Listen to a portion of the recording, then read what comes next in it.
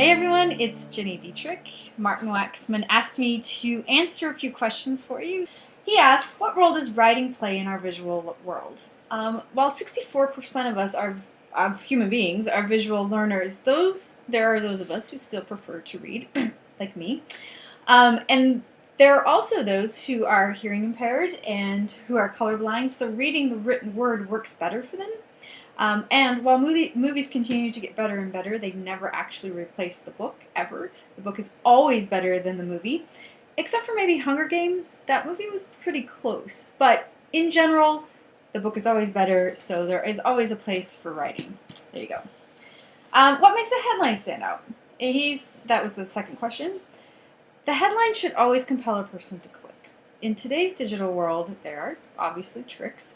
Numbers work really well, and the bigger the number, the better or more compelling. The better it is, the more effective it is, the more compelling it is.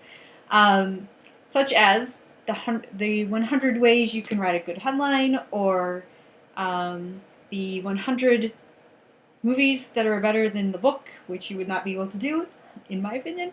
But here's an interesting test. Use Twitter to test out some headlines.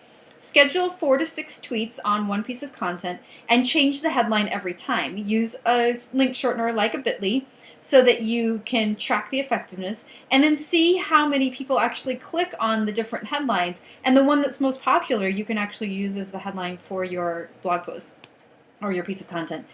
The logistics of that, you have to involve a 301 director, not change the URL or something like that, but it is fairly doable. Great idea to test it. Third question. What are 3 things writers can do to start telling stories more visually?